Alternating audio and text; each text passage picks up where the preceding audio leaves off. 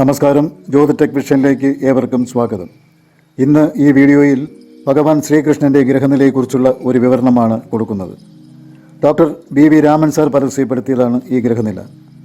പണ്ട് ജ്യോതിഷം പഠിച്ചുകൊണ്ടിരുന്ന കാലത്ത് ഞങ്ങൾക്ക് ഒരു പാഠ്യ വിഷയമായിരുന്നു ഈ ഗ്രഹനില. മറ്റുള്ളവരുടെ അറിവിലേക്കായി ഇനി ഇതിവിടെ കൊടുക്കുന്നു എന്ന് മാത്രം. ഭഗവാൻ ശ്രീകൃഷ്ണൻ അവതാര പുരുഷനാണ്. അദ്ദേഹത്തിൻ്റെ ഗ്രഹനില കേവലം മനുഷ്യരുടെ ഗ്രഹനിലയുമായി താരതമ്യം ചെയ്യുന്നത് ഉചിതമായി തോന്നുന്നില്ല. എങ്കിലും പഠിതാക്കളുടെ അറിവിലേക്കായി മാത്രം ഇത് ഇവിടെ കൊടുക്കുന്നു എന്ന് മാത്രം. അഷ്ടമ്യാം ശ്രാവണേ മാസേ കൃഷ്ണപക്ഷേ മഹാതിഥോ രോഹിണ്യ മർദ്ദരാത്രേച്ച സുധാംശാവു ദയോന്നമുഖി. ഭഗവാൻ ശ്രീകൃഷ്ണൻ്റെ ജനന സമയത്തെക്കുറിച്ച് ഇങ്ങനെ ഒരു വിവരണം മാത്രമേ നമുക്ക് അറിയുകയുള്ളൂ. വിഷ്ണു പുരാണം, മഹാഭാരതം, ഹരിവംശം മുതലായ ഗ്രന്ഥങ്ങൾ പരിശോധിച്ച് ഗവേഷകന്മാർ കണ്ടെത്തിയ വിവരങ്ങൾ വെച്ചാണ് ഭഗവാൻ ശ്രീകൃഷ്ണസ്വാമിയുടെ ഗ്രഹനില തയ്യാറാക്കിയിരിക്കുന്നത്. അവതാരങ്ങളിൽ വെച്ച് പൂർണ്ണാവതാരമാണ് ശ്രീകൃഷ്ണസ്വാമിയുടേതെന്ന് വ്യാസഭഗവാൻ പറഞ്ഞിട്ടുണ്ട്. ആ പൂർണ്ണാവതാരം സംഭവിച്ചത് ക്രിസ്തുവിന് മുൻപ്, അതായത് BC 3228 ചിങ്ങമാസം അഷ്ടമി രോഹിണി നാളിൽ അർദ്ധരാത്രി സമയം ഉത്തർപ്രദേശിലെ മധുര എന്ന പട്ടണത്തിൽ വെച്ചാണ്. ആ സ്ഥലത്തിൻ്റെ അക്ഷാംശം 27 ഡിഗ്രി 25 മിനിറ്റ് നോർത്തും രേഖാംശം 77 ഡിഗ്രി 41 മിനിറ്റ് ഈസ്റ്റുമാണ്. ഭഗവാൻ ജനിച്ച സമയത്തെ ഗ്രഹനിലയും നവാംശകവും ഇവിടെ കൊടുക്കുന്നു.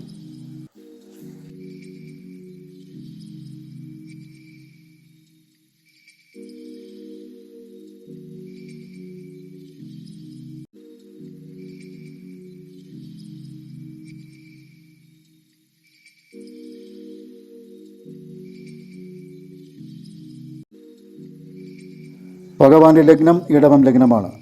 ലഗ്നത്തിൽ തന്നെ ചന്ദ്രൻ ഉച്ചനായി നിൽക്കുന്നു. രണ്ടാം ഭാവത്തിൽ ഗ്രഹങ്ങളൊന്നുമില്ല. പക്ഷേ രണ്ടാം ഭാവാധിപനായ ബുധൻ 5ാം ഭാവാധിപത്യം വഹിച്ച് ഉച്ചനായി 5ൽ തന്നെ നിൽക്കുന്നു.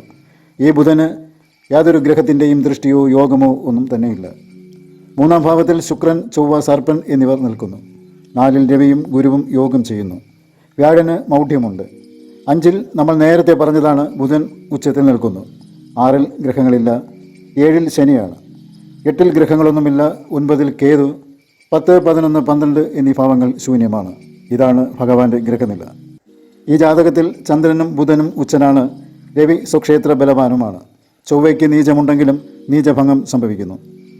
ഭഗവാന്റെ ജന്മശിഷ്ടദിശ നമ്മൾ ആദ്യം നോക്കിയതുപോലെ 4 വയസ്സും 2 മാസവും 21 ദിവസവും ചന്ദ്രദിശയാണ്. അത് കഴിഞ്ഞാൽ 7 വർഷം ചൊവ്വാദിശയാണ്. അതായത് 11 വയസ്സും 2 മാസവും 21 ദിവസവും വരെ ചൊവ്വാദിശയാണ്. ചൊവ്വാദിശ കഴിഞ്ഞാൽ 18 വർഷം രാഹുർദശയാണ്. അതായത് 29 വയസ്സ് 2 മാസം 21 ദിവസം വരെയാണ് രാഹുദശ. രാഹുദശ കഴിഞ്ഞാൽ 16 വർഷം വേഴദശയാണ്. അതായത് 45 വയസ്സും 2 മാസവും 21 ദിവസവും വരെയാണ് വേഴദശ. വേഴദശ കഴിഞ്ഞാൽ 19 വർഷം ശനിദശയാണ്. ഭഗവാന്റെ 45 വയസ്സ് മുതൽ 64 വയസ്സ് വരെയാണ് ശനിദശ. 64 വയസ്സ് വരെയുള്ള ശനിദശ കഴിഞ്ഞാൽ 81 വയസ്സ് വരെ ബുധദശയാണ്. ബുധദശ 17 കൊല്ലമാണല്ലോ. അത് കഴിഞ്ഞാൽ 7 വർഷം കേതുദശയാണ്. അതായത് 88 വയസ്സ് വരെ അദ്ദേഹത്തിന് കേതുദശയായിരുന്നു. 88 വയസ്സ് മുതൽ 20 വർഷം ശുക്രദശയായിരുന്നു. ഭഗവാന്റെ 108 വയസ്സ് വരെ ശുക്രദശയായിരുന്നു. ശുക്രദശ കഴിഞ്ഞാൽ 6 വർഷത്തെ സൂര്യദശയായിരുന്നു. അപ്പോൾ ഭഗവാന്റെ വയസ്സ് 114 വയസ്സായിരുന്നു. അത് കഴിഞ്ഞാൽ 10 വർഷം, അതായത് 124 വയസ്സ് വരെ ചന്ദ്രദശയായിരുന്നു. ചന്ദ്രദശ കഴിഞ്ഞപ്പോൾ അദ്ദേഹത്തിന് 2ാമത്തെ ചൊവ്വയുടെ ദിശ ആരംഭിക്കുകയായിരുന്നു. എന്നാൽ ആ ദശ പൂർത്തിയാക്കാൻ കഴിയാതെ അദ്ദേഹത്തിന് സ്വർഗാരോഹണം ചെയ്യേണ്ടി വന്നു.